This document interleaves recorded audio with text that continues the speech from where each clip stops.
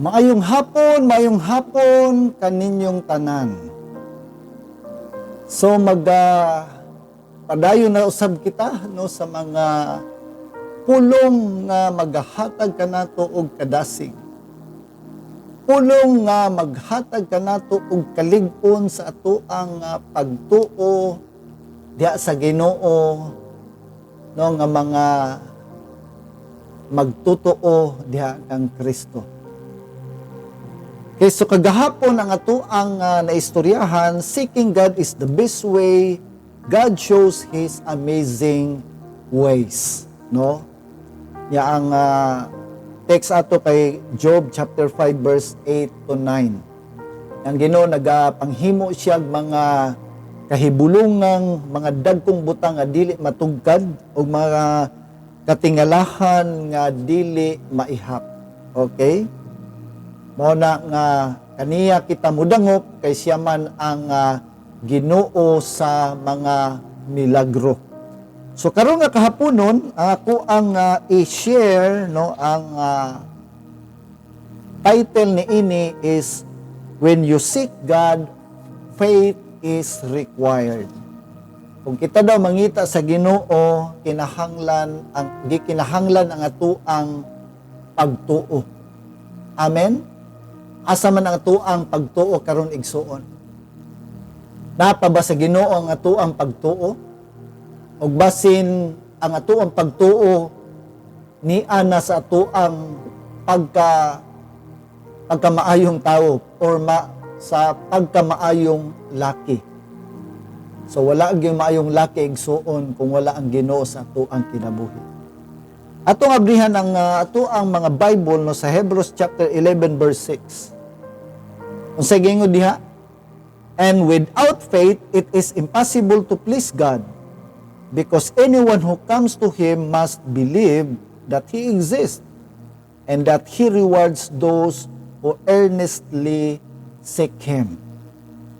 Pag kita di ay mangita sa Ginoo, no?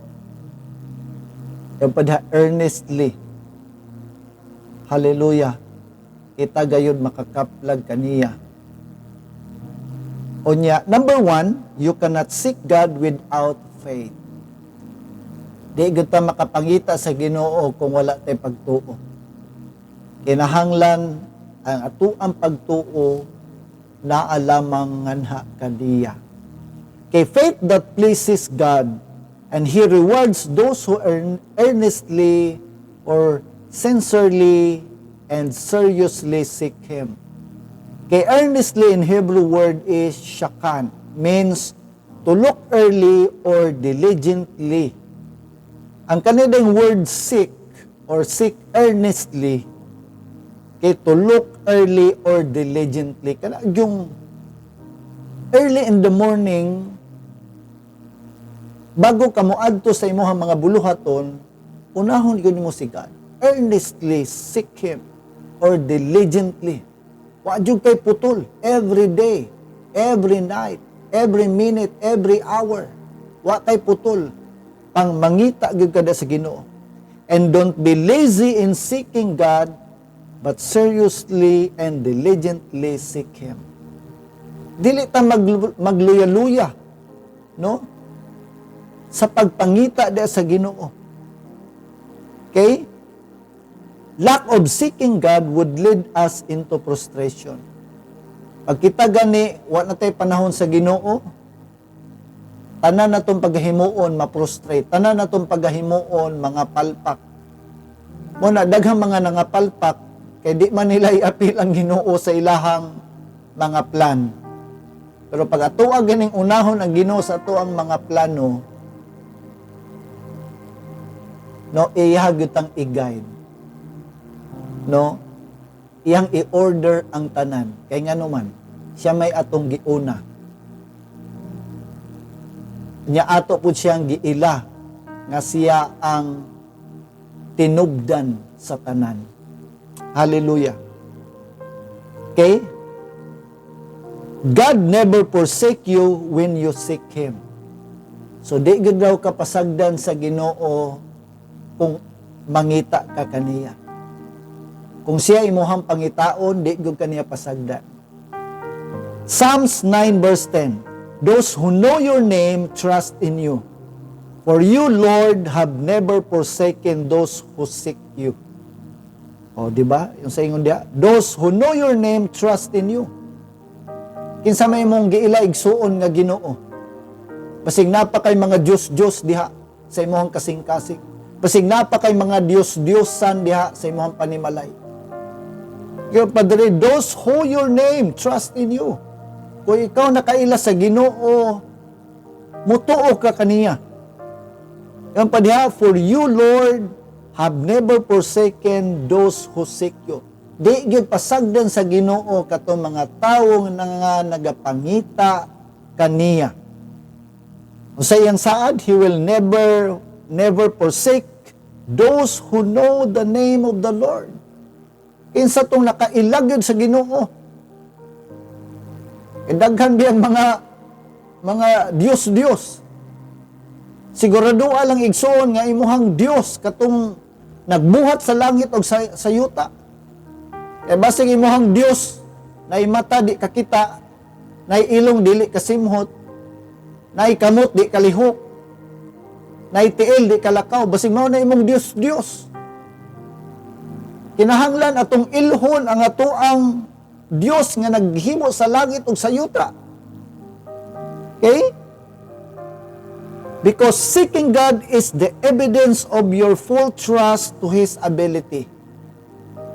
Modo na siya ang full trust kung kita mangita sa Ginoo, no, mo gyud na ang full trust nga kita nisalig sa iyang abilidad, nga siya ang Ginoo nga mga buhat og mga milagrosong butang nga di nato matugkad o mga kahibulongang butang nga dili maihap, and relying His power working in us. Kanang murilay ta sa iyang gahom, atong tugutan iyang gahom nga mo'y mulihok nganhi sa ato ang kinabuhi. Amen? Asa man ka nga Ginoo nga nagasalig karon. Katubang Ginoo ni Abraham, Isaac, and Jacob, ug basig ang Ginoo nga imuhang ginasik, imong ginapangita karon. Katong mga Ginoo nga not able to see, not able to hear, not able to walk, and not able to speak. Igsuon, ang ato ang Ginoo nga tuwa sa langit, nga nagbuhat sa langit ug sa yuta, mao nang Ginoo